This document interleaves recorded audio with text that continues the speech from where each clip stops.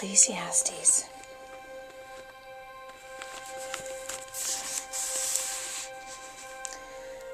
The book of Ecclesiastes takes the reader along on the adventurous quest for meaning in life. It's a search we are all on to some degree or another as we live our lives each day. We want to spend our time and energy on what is meaningful and on what will last. But finding those things, that's the challenge. As we follow the teacher's trail, we find that he's already looked for meaning in most places we would try. Wisdom, a good place to start. He's already plumbed. Pleasures and work and money and getting ahead. He's been there. Even madness and folly. He's tried those too. He's lived long and seen much. And he's found little that has meaning. But the meaning is there. There is treasure at the end of the quest. And along the way are insights, truths, and intriguing ways of looking at life from someone who has examined it from every angle. Ecclesiastes is most likely written by King Solomon, written to Israel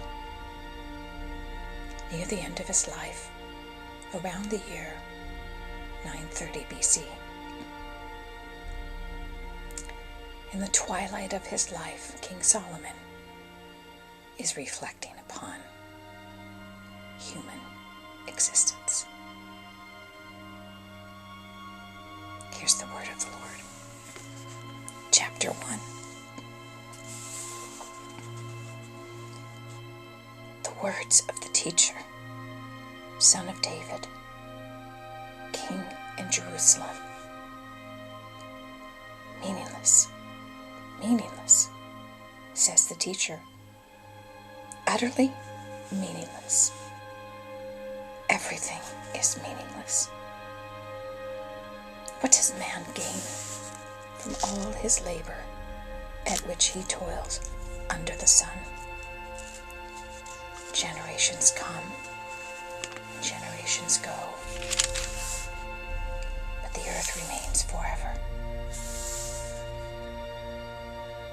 The sun rises and the sun sets and hurries back to where it rises. The wind blows to the south and turns to the north. Round and round it goes, ever returning on its course. All streams flow into the sea, yet the sea is never full. To the place the streams come from, where they return again. All things are wearisome, more than one can say. The eye never has enough of seeing, nor the ear its full of hearing. What has been will be again. What has been done will be done again. There is nothing new under the sun. Is there anything of which one can say, look, this is something new? It was here already long ago. It was here before our time. There is no remembrance of men of old, and even those who are yet to come will not be remembered by those who follow. Verse 12.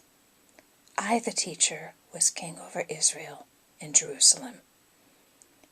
I devoted myself to study and to explore by wisdom all that is done under heaven. What a heavy burden God has laid on men.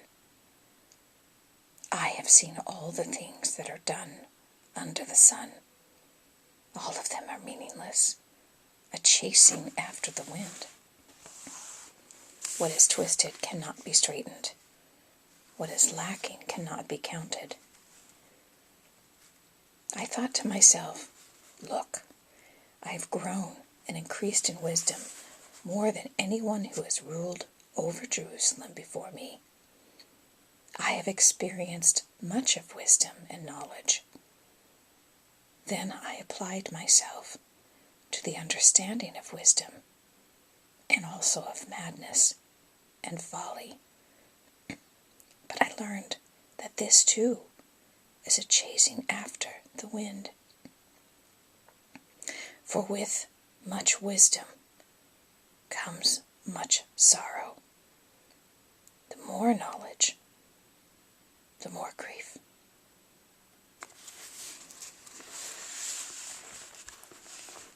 Chapter 2. I thought in my heart, come now, I will test you with pleasure to find out what is good. But that also proved to be meaningless. Laughter, I said, is foolish. What does pleasure accomplish?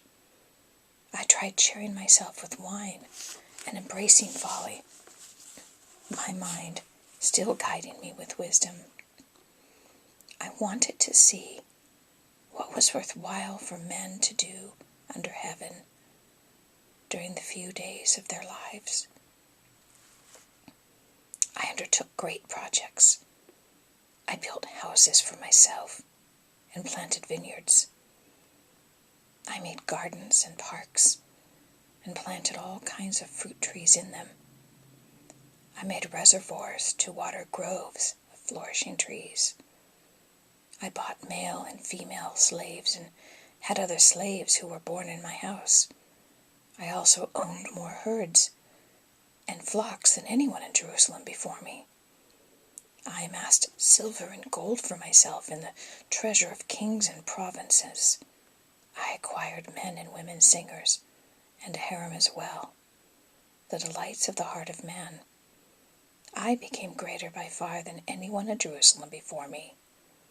In all this, my wisdom stayed with me. I denied myself nothing my eyes desired. I refused my heart no pleasure. My heart took delight in all my work, and this was the reward for all my labor. Verse 11.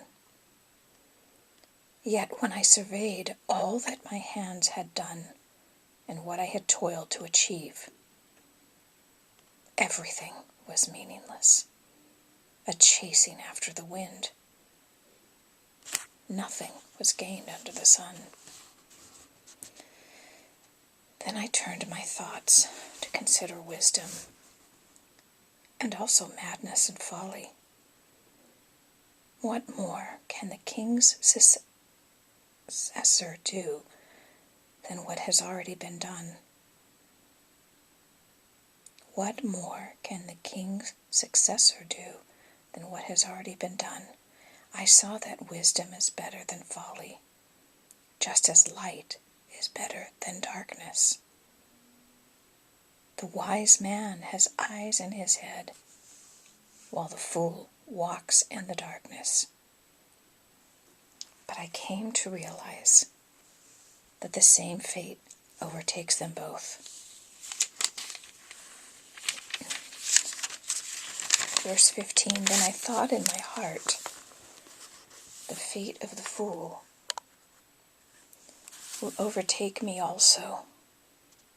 What then do I gain by being wise? I said in my heart. This too is meaningless. For the wise man, like the fool, will not be long remembered. In days to come, both will be forgotten. Like the fool, the wise man too must die. Verse 17. So I hated life because the work that is done under the sun was grievous to me. All of it is meaningless, a chasing after the wind.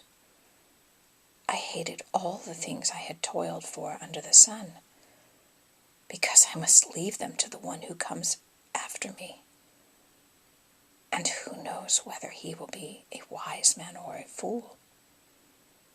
Yet he will have control over all the work into which I have poured my effort and skill under the sun.